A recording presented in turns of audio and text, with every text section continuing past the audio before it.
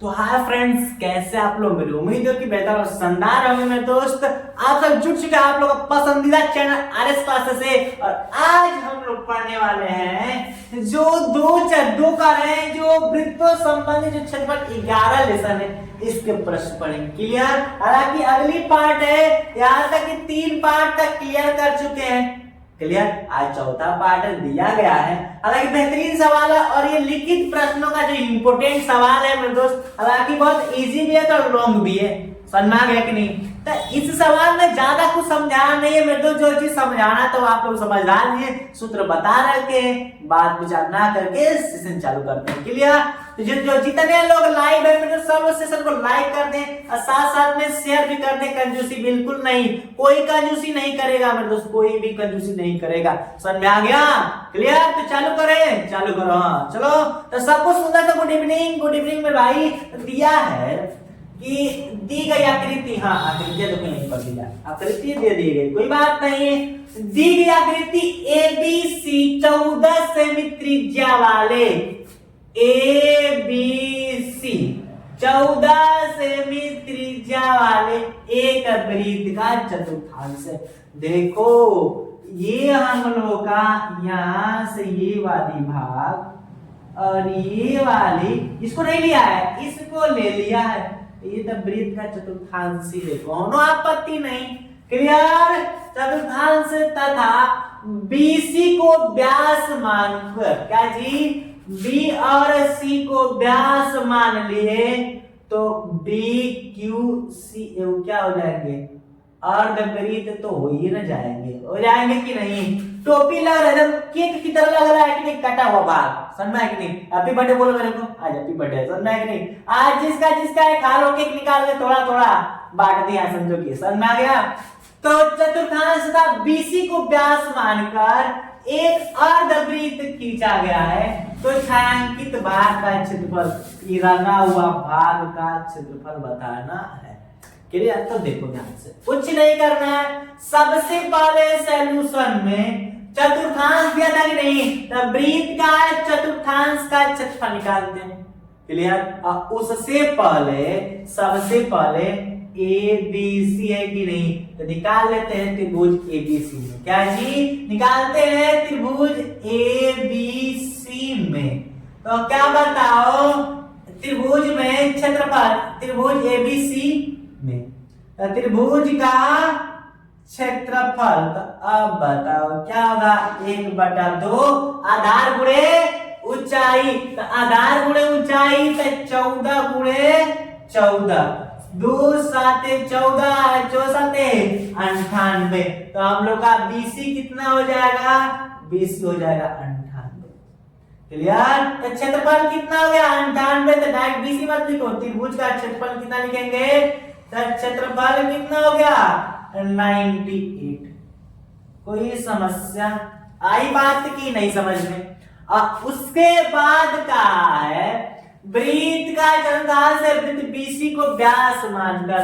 अब यहां तक का तो वृत्त निकाल दिए।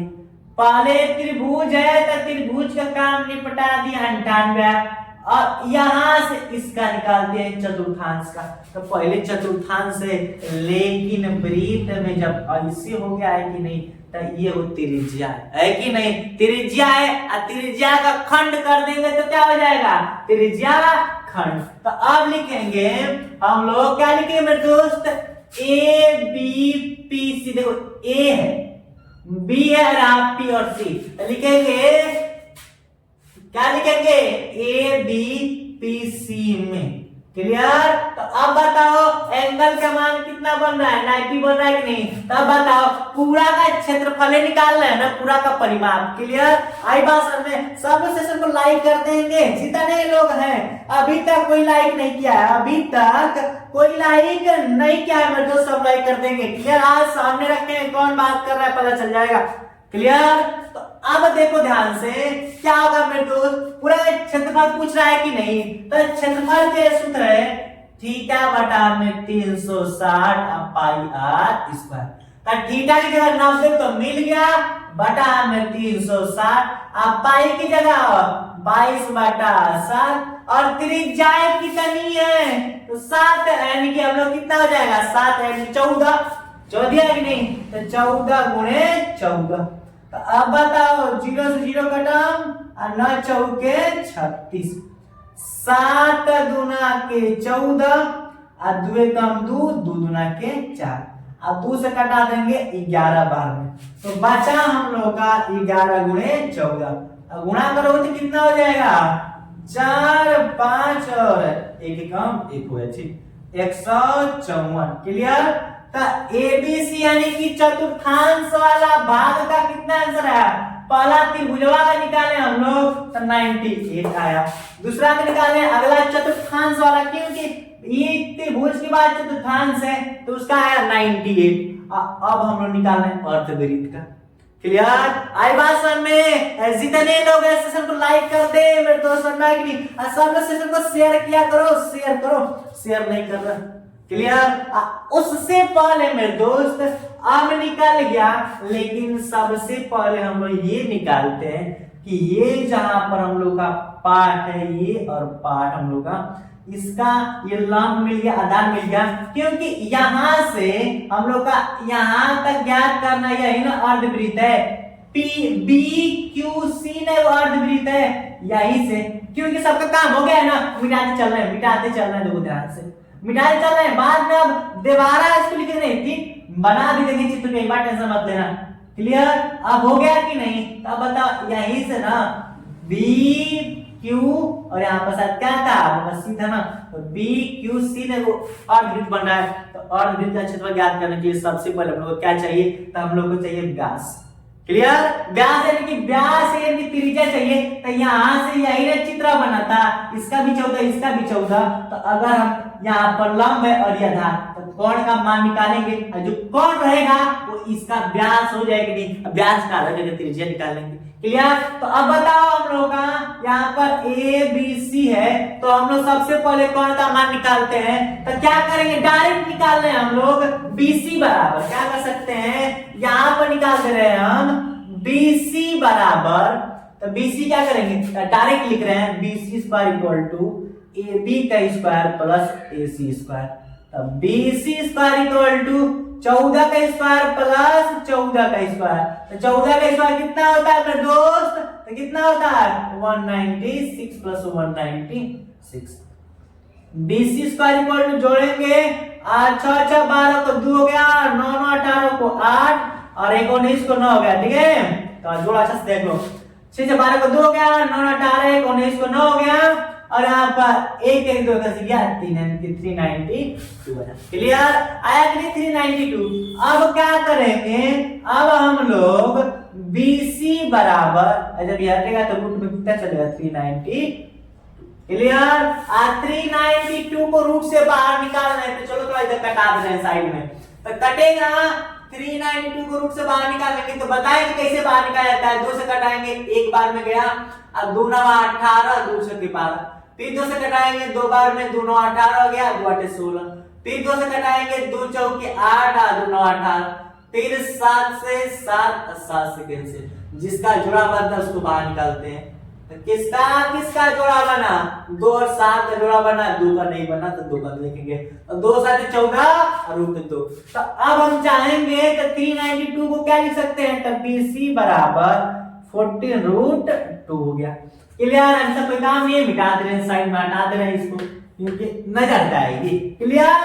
अब बताओ BC 42 रूट हो गया कि नहीं। अर्धवृत्त का क्षेत्रफल, अर्धवृत्त का क्षेत्रफल क्या होता है, तो निकालेंगे, लिखेंगे अर्धवृत्त का क्षेत्रफल, अब उससे पहले हम लोग का इसका मान कितना आ गया 14 रूट में 2 आया कि नहीं। अर्धवृत्त क्षेत्रफल होता है पाई r स्क्वायर बटा में 2, तब पाई की जगह चलो ठीक है 22 बटा 7 रख देंगे, r की जगह कितना रखेंगे मेरे दोस्त, तो r की जगह क्या होगा, तो त्रिज्या कितनी है, यानी कि त्रिज्या तो नहीं है व्यास है कि नहीं, अब व्यास हम लोग का 14 और रूट 2 है, और व्यास का आधा ही क्या होता है त्रिज्या, तो 7 रूट 2, त्रिज्या का मान कितना है 7 रूट 2 इंटू 7 रूट 2, अब बटा में क्या हो जाएगा 2 हो जाएगा कि नहीं। अब देखो इस 7 से ये 7 कैंसिल, 2 से कटा देंगे 11 बार में। अब गुणे 7 को 7 अब रूट में 2 का गुणा करेंगे तो रूट 2 रूट 4, 4 किसका वैल्यू है 2 का।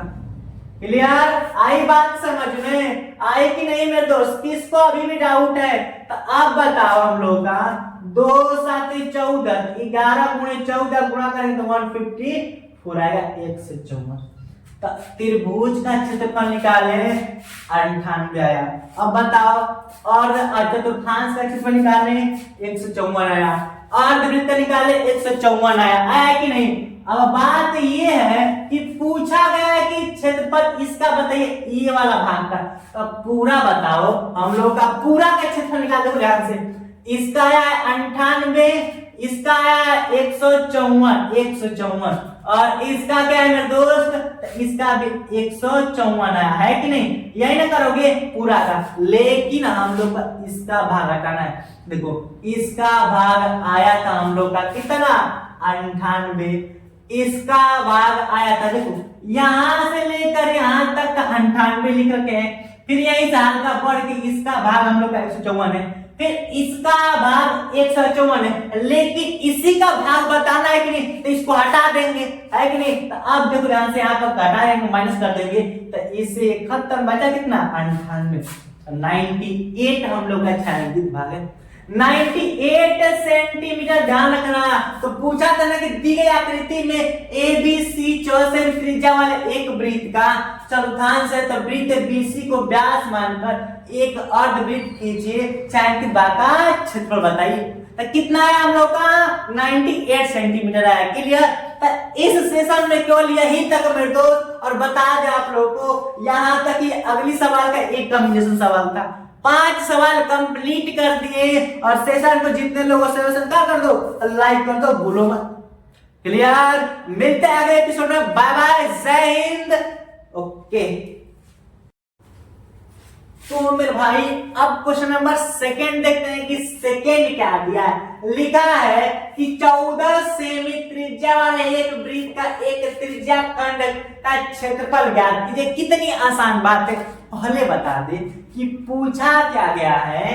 तो लिखो हल में पूछा हम लोग से यही है कि त्रिज्या खंड का क्षेत्रफल, त्रिज्या खंड का क्षेत्रफल, त्रिज्या खंड का क्षेत्रफल। तो अब बताओ त्रिज्या खंड का क्षेत्रफल क्या होता है?